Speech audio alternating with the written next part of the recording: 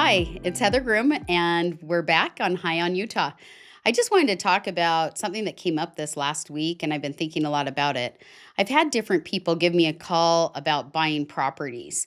And typically, when buyers call me up, usually they're like right, ready, or they've been waiting for a while. I always tell people it's better to call me first, even if you think you're going to buy in the next 2 or 3 years. I'd rather talk to you right now and get a plan, get together so that we know what your buying power is, what you're looking at, and whether it's for your own personal property or an investment property. Because it's better to have a plan in place and then know what you can afford or kind of where you're going. Because most of people don't realize that they actually are qualified before they even call me up. And what I mean by that is that some people think that they need 20% down. Sometimes they think they've got to have a big down payment. There's different plans out there right now. And I think most people are surprised when they do talk to a loan officer that they've actually been qualified for a year or two, even before.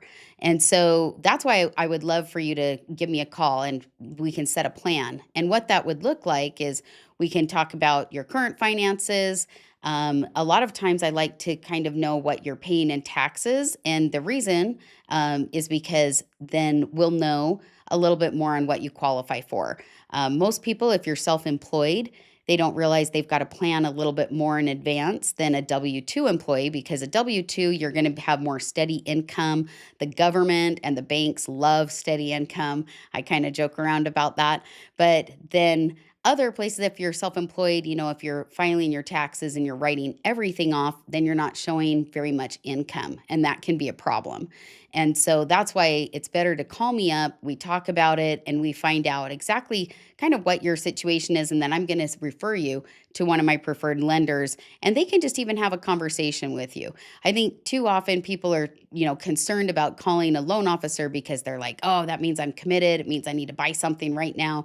And in fact, every loan officer I work with always tells me, Heather, just refer people to me so I can talk to them, get a plan on, and talk to them about what they will need in order to be qualified. And I would say about 90% of the time when I've had a buyer call a loan officer, they are actually qualified. They call me back and they say, "Hey, I didn't even know this, but I can actually buy right now." And not to say that you have to. I don't want there to be a lot of pressure on that. It's just more knowing what you can afford, knowing what you need to do to plan in advance. And again, sometimes it might be paying off a car.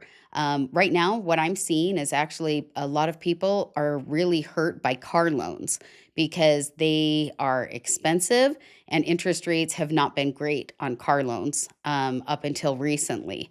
And so a lot of times people don't realize that, their $600 a month payment on their car is really crushing them from getting into a home. And so, you've got to be really careful about that. Also, some high interest credit cards. Those are things that you really need to look at because there are some credit cards that are 25% a year, which is insane.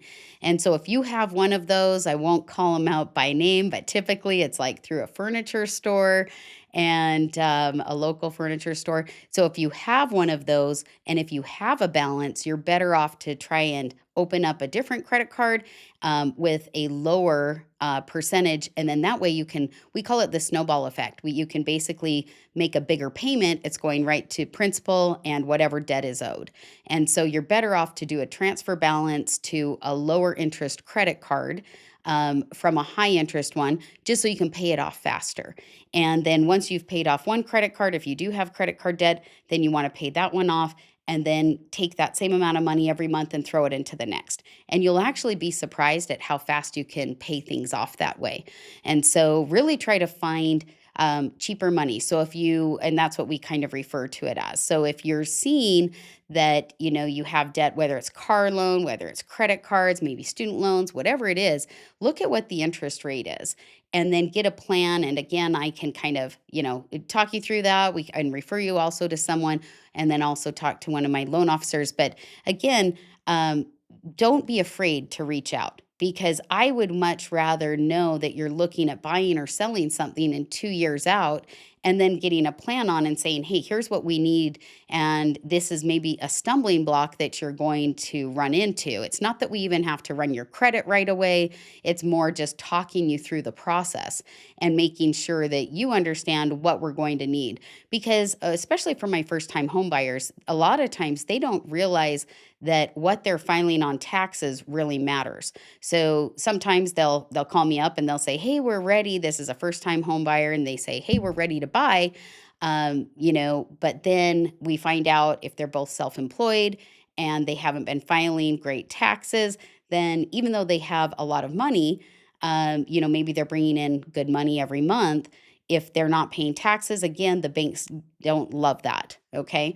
And so there are still some alternative funding options. And so that's why I really like to talk with everybody about the situation, because sometimes you can find non traditional finance options as well. So sometimes there might be hard money loans, there might be seller financing. I'm writing up a deal even right now as we speak, that, basically it worked out for both parties to do a modified seller finance deal where somebody is coming in with heavy cash, but they're self employed. And then after that, they will make payments and they'll refinance in less than 2 years. And so that can be a great option as well. And it's something where it benefited both parties, and both parties are really happy about the agreement. And so, again, if there's a desire that you have to either buy a property for yourself, maybe you're helping your kids, or if you're looking at an investment property or a second home, give me a call because we can walk through all of those scenarios. And oftentimes, what I'm finding is that people are surprised at what they can do. And one other little example, real quick, too, is if you do have an investment property, and let's say it's older, a lot of times you're spending a lot of money doing renovation work and fixing things on an older property. So your profit margin is not very high, because if you have to put a new roof on, that could be 15,000, it could be even $20,000, or a sewer pipe repair. That's going to cut into your profit substantially. And so you really want to look at what you own as well. And so I'm always happy to do a free market analysis on anything you own. I will send you a comparable report.